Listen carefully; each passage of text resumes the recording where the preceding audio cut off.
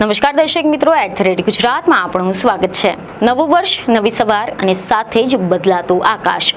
ગુજરાતમાં આ દિવસોમાં જો તમે વહેલી સવારે બહાર નીકળશો તો તમને એક અલગ જ અનુભવ થયો હશે।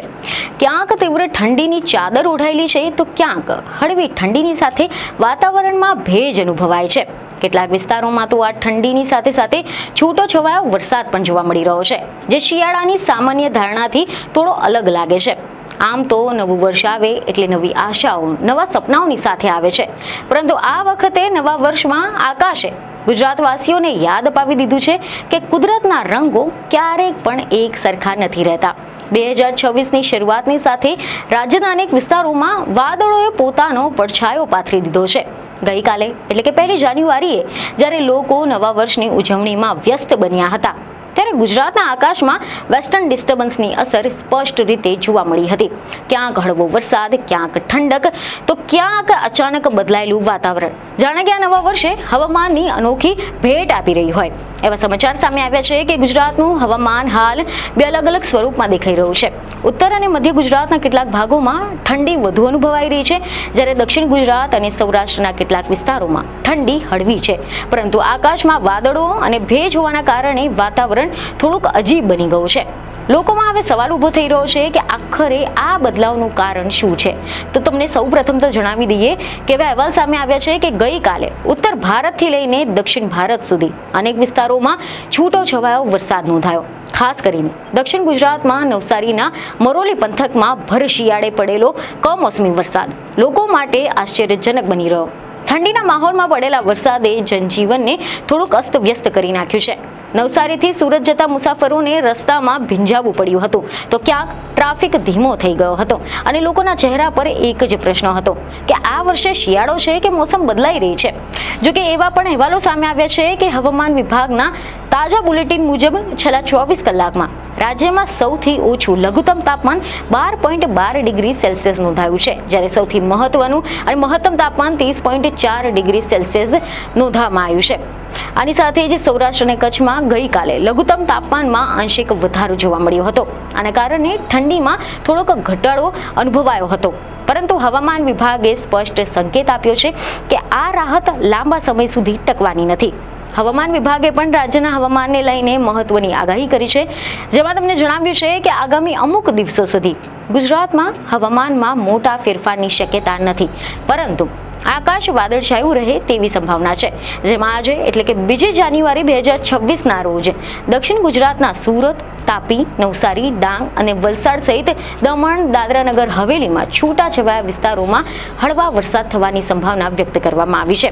વાદળછાયું આકાશ, ભેજ ભરેલું વાતાવરણ અને વચ્ચે વળતો હળવો વરસાદ, આ તમામ પરિસ્થિતિઓ શિયાળાની મોસમમાં એક અલગ જ અનુભવ કરાવી રહી છે। માત્ર વરસાદ જ નહીં, પરંતુ ઠંડી પણ હવે ફરી એકવાર પોતાનું જોર બતાવશે। આગામી 48 કલાક દરમિયાન લઘુત્તમ તાપમાનમાં 2 થી 4 ડિગ્રી સેલ્સિયસ સુધીનો ઘટાડો થવાની શક્યતા છે। એટલે કે વરસાદ બાદ ફરી એકવાર ઠંડા પવનોની સાથે કડકડતી ઠંડી લોકોની દિનચર્યા પર અસર કરી શકે છે।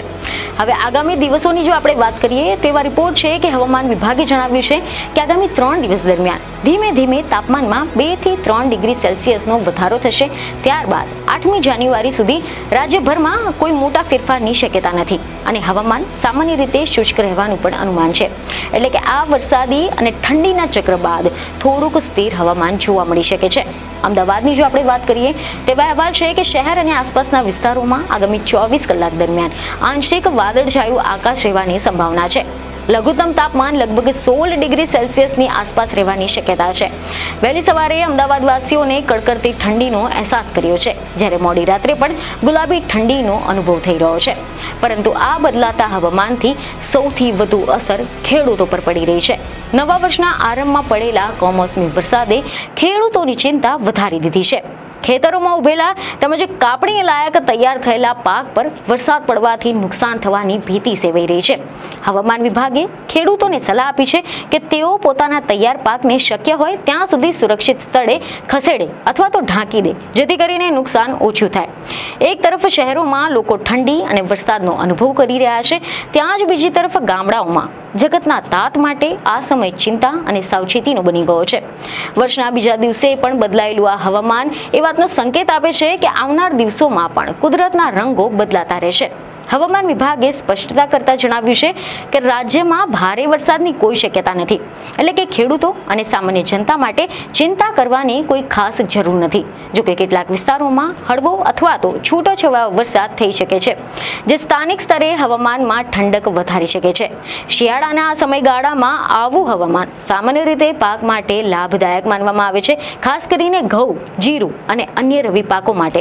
પરંતુ વાદળછાયું વાતાવરણ અને હળવો વરસાદ જમીનમાં ભેજ જાળવી રાખવા માટે મદદરૂપ બને છે. જો કે વધુ પડતો ભેજ રહે તો કેટલીક જગ્યાએ ફસલને નુકસાન પણ થઈ શકે છે, જેથી કરીને ખેડૂતોને હવામાન પર નજર રાખવાની સલાહ આપવામાં આવે છે. શહેરોની જો આપણે વાત કરીએ તો વાદળછાયા આકાશના કારણે સવાર અને સાંજના સમયે ઠંડીનો વધુ અનુભવ થાય છે. દિવસ દરમિયાન સૂર્યપ્રકાશ ઓછો મળવાથી લોકો ગરમ કપડાં પહેરવાનું વધુ પસંદ કરી રહ્યા છે. ખાસ કરીને વહેલી સવારે અને મોડી રાત્રે બહાર નીકળતા લોકો માટે સાવચેતી રાખવી જરૂરી છે.